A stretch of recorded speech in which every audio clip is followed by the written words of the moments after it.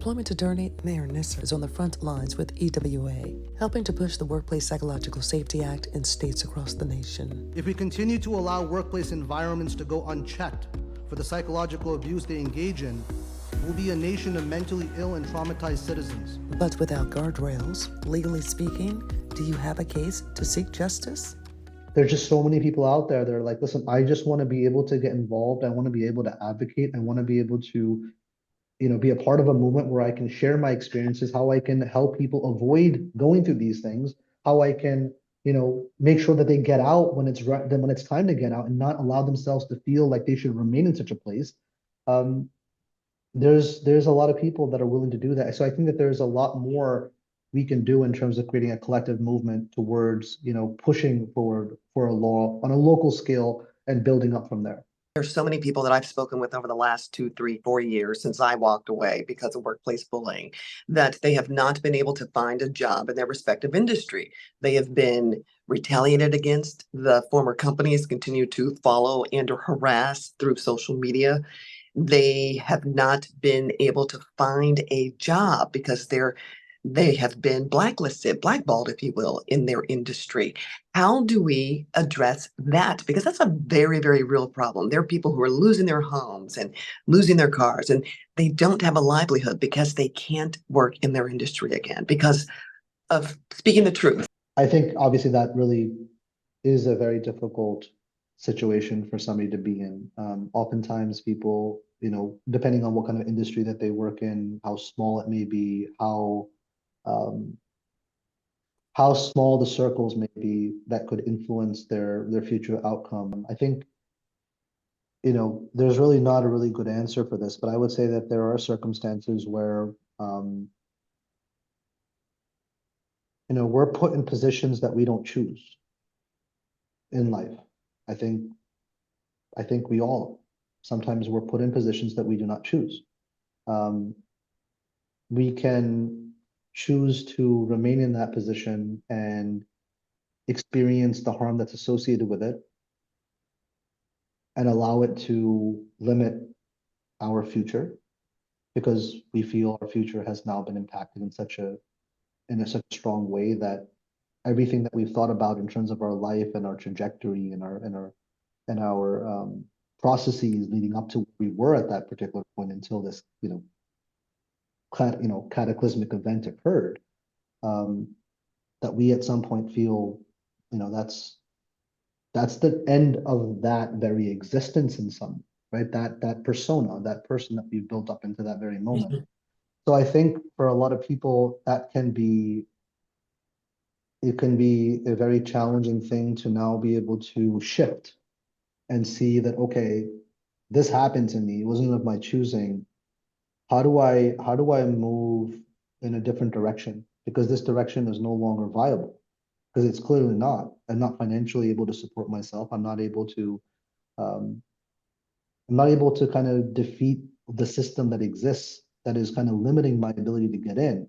If there's a legal recourse, it's a different scenario. If there is some unlawful aspect behind, you having raised concerns that are of a legal basis, and then you have proof that they're retaliated illegally, and you're able to connect those things, and that's a whole different conversation. But these are situations where people engage in calling out abuse that isn't illegal at the moment. Now we're being, blackballed, as the verbiage goes within their particular industries, and now are finding themselves in a financially distressed manner and difficult. And I think more importantly, I think a lot of people out there that go through these things need to always have a mental health professional involved. I think, we have a lot, one thing that this country seemingly is getting better at is making sure that our system provides some level of healthcare towards people that are experiencing mental health.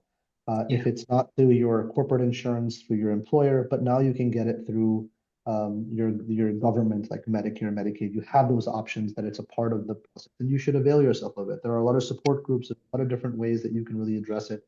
I think that's really important because if we don't get the clarity, if we don't get the mental health treatment that we need from the abuses that we've kind of dealt with, it's going to be very difficult for us to be able to recognize and see that, okay, I need to move in a different direction that is going to perhaps, recognize that maybe I need to build my skills in a different area. I need to now pivot.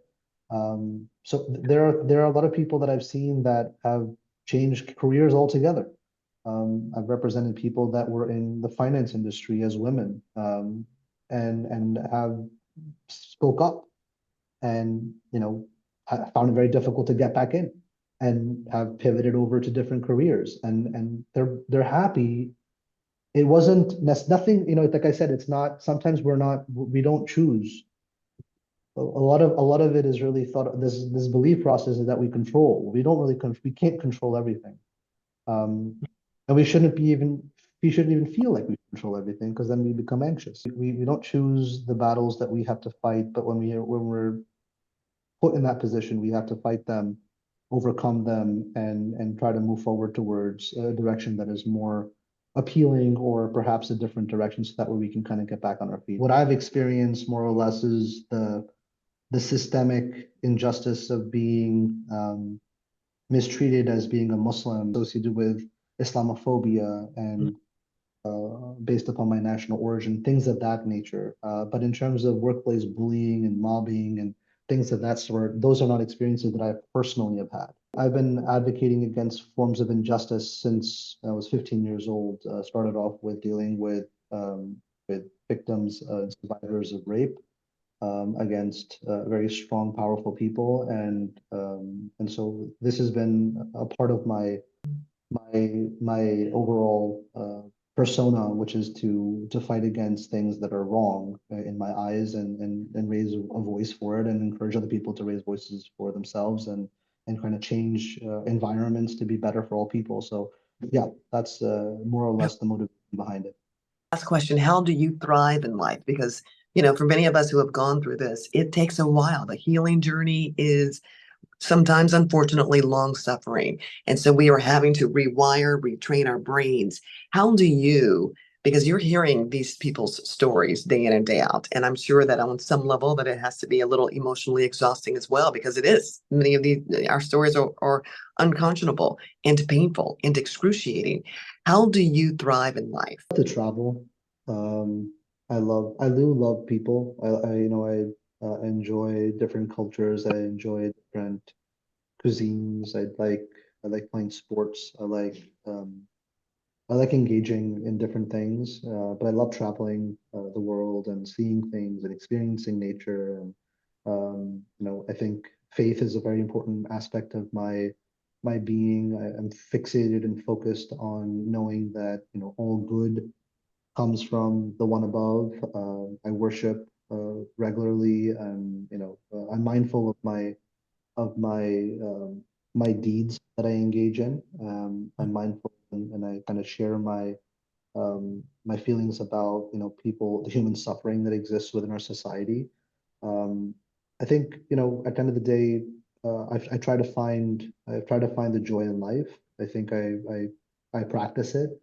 I think it becomes difficult in when you as a professional, this is what it means to be a professional, is being able to be somewhat emotionally detached and be able to identify the legal processes, and conduct analysis and determine, is there a mechanism of accountability within the process, and oftentimes when there isn't, and that's, like I said, the majority of times where we recognize that, okay, this doesn't fall within the way the law sees it, and we won't be able to really get you the accountability that you truly deserve. Of course, it does take a toll. I believe in mental health treatment. I myself, speak with therapists regularly. I believe in the value of it. I believe in reading books from people. I like to watch things that are empowering. I like to talk about things that are going to empower others. I like to read religious texts. I like to learn from different cultures and beings, such as, like, Siddhartha Gautama, the Buddha. I like to look at people's lives and see and what lessons that they've left behind, whether it's Martin Luther King or Malcolm X or Che Guevara or other people that are leaders and have lived through difficult times and have seen difficult times and how they overcame their challenges, and I'd like to inspire others to see that, okay, and right now the people that I'm most inspired by are the Palestinian people. Within all the suffering that they're going through at the moment, they are the people that inspire me the most in terms of, being steadfast in their faith and facing supremacy and injustice at a level that has never been seen on social media, live streamed. And so that's been, bringing a lot of people closer to the faith of Islam. It's been something that has renewed my faith. And so that, I think, is the ways that I really deal with a lot of the abuses and suffering, and a lot of the conversations and the stories. But at the end of the day, we can do all the spiritual and all the different forms of healing, but we definitely need a therapist involved at all times. Definitely. I still see one as a Definitely matter need. of fact. Yeah, we definitely Yeah. do. Probably forever. It's just the nature of the environment. Yeah. I don't think that at this point it's healthy. It's very difficult to maintain a healthy lifestyle in an environment that is toxic, Yeah. right? Toxicity is spreading through the veins of everyone that's around you because of all of the environmental factors that are contributing to their own illness. So you got people everywhere walking around like, on edge, and they're on their phone all the time, and they're just like, there's just so much lack of mindfulness that exists. And so that plays a huge role. So that's the way that I. We certainly appreciate what you're doing. Here is now the very last question. Do you believe that a state will actually pass the WPSA? How long do you think it will take? And will someone step up to the plate and do the right thing for humanity?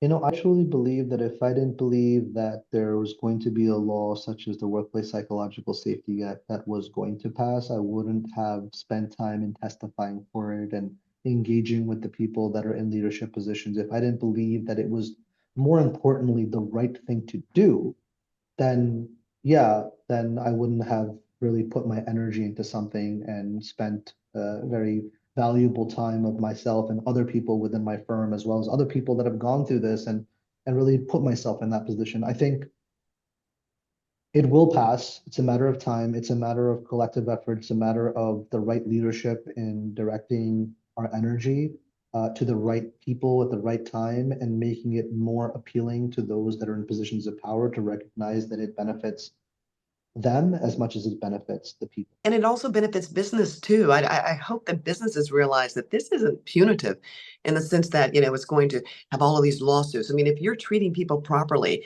they will come to work, they will be happy, they will be loyal. You'll actually, I believe they'll be more productive, and who knows, you might make more money. So if you flip the script in your mind and realize that this is a benefit for everyone, this is good for everyone. I'm hoping that more companies will begin to see that and jump on the train and say, you know what, we support it because we want our people to be happy and healthy. Because when they're happy and healthy, we make more money. Fortunately, I 100% agree with you, and you're 100% right in terms of what the statistics say. But unfortunately, there are so many small people in big positions with small minds focused on short-term profits.